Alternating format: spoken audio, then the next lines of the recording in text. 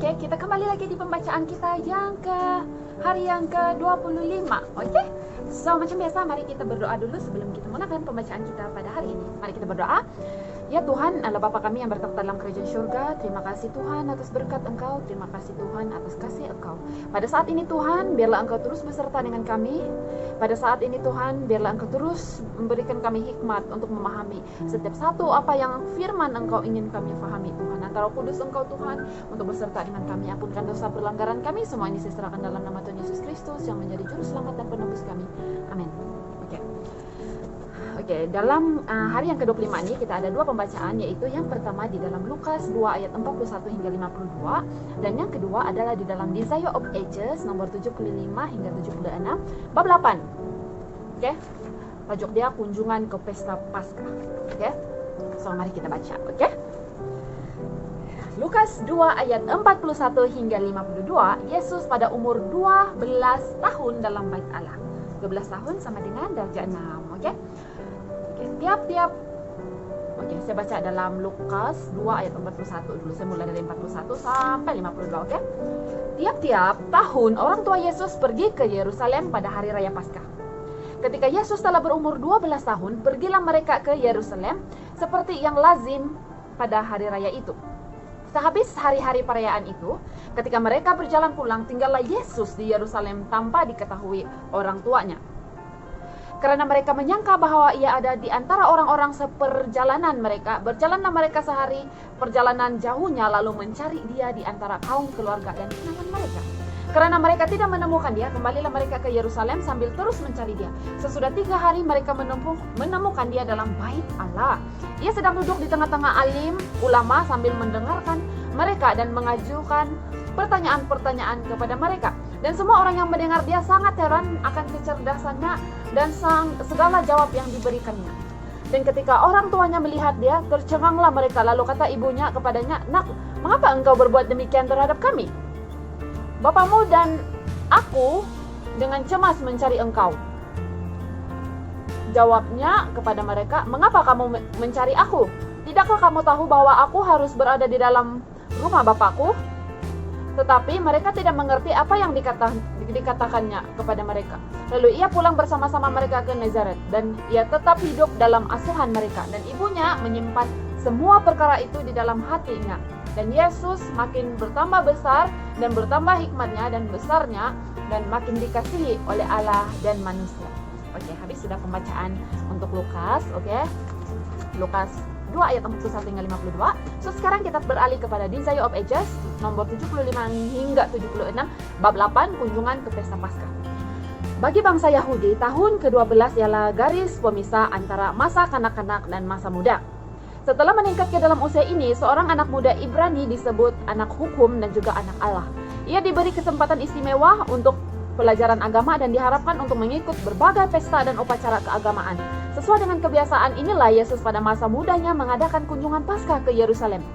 Sebagaimana semua orang Israel yang tekun beribadah, Yusuf dan Maria pergi tiap tahun untuk menghadiri Paskah, dan sesudah Yesus mencapai umur yang dituntut, mereka membawa dia berserta mereka. Ada 3 pesta tahunan, Paskah, Pentakosta, dan pesta pondok daun-daunan. Pada kesempatan setiap itu, semua orang laki-laki Israel diperintahkan menghadap Tuhan di Yerusalem. Di antara semua pesta ini, pesta Paskah yang paling ramai dikunjungi orang. Banyak yang datang dari segala negeri di mana orang Yahudi tercerai-berai. Dari segenap bahagian Palestina, datanglah orang-orang yang hendak berbakti dalam rombongan-rombongan yang besar. Perjalanan dari Galilea memerlukan beberapa hari, dan para pengunjung itu bersatu dalam rombongan-rombongan besar itu untuk persahabatan dan perlindungan. Kaum wanita dan orang-orang yang sudah lanjut usianya mengendarai lembu jantan atau keledai melalui jalan yang curam dan berbatu-batu. Orang-orang laki-laki dewasa dan anak-anak muda yang agak kuat berjalan kaki.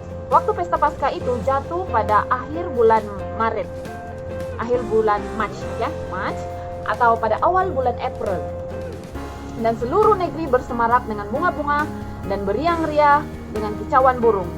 Sepanjang jalan tampak tempat-tempat yang menjadi kenang-kenangan dalam sejarah bangsa Israel. Maka ibu-ibu serta bapak-bapak mengisahkan kepada anak-anak mereka masing-masing tentang mujizat-mujizat yang telah diadakan Allah bagi umatnya pada masa yang telah lampau.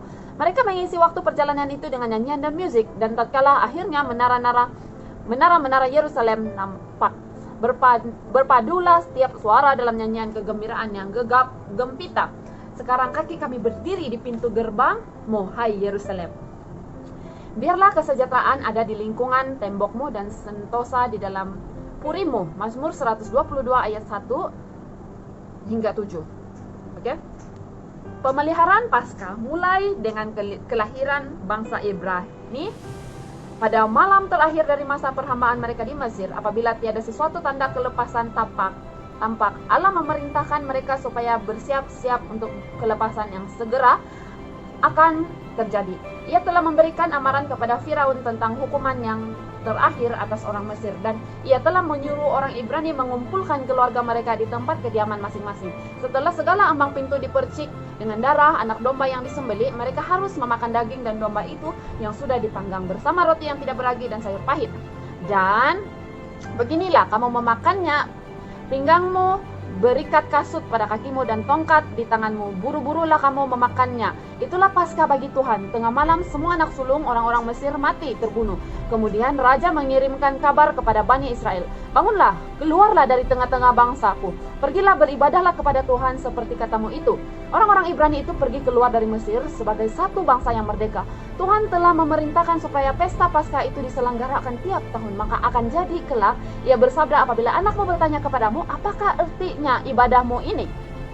Maka haruslah kamu berkata, itulah korban Paskah bagi Tuhan yang melewati rumah-rumah orang Israel di Mesir ketika ia menulahi orang Mesir, tetapi menyelamatkan rumah-rumah kita. Demikianlah dari keturunan kepada keturunan hikayat tentang kelepasan yang ajaib ini harus diulangi. So, oke. Sampai di sini sejak pembacaan kita pada hari ini. Terima kasih. Dan mari kita berdoa. Tuhan adalah Bapa kami yang bertak dalam kerjaan surga. Terima kasih atas firman Engkau yang begitu indah, begitu baik. Biarlah kami terus sentiasa dekat dengan Engkau Tuhan, dan sentiasa setia dengan Engkau. Ampunkan dosa pelanggaran kami Tuhan. Semua ini saya serahkan dalam nama Tuhan Yesus Kristus yang menjadi juru selamat dan penebus kami. Amin. Oke, terima kasih. Bye. Good night.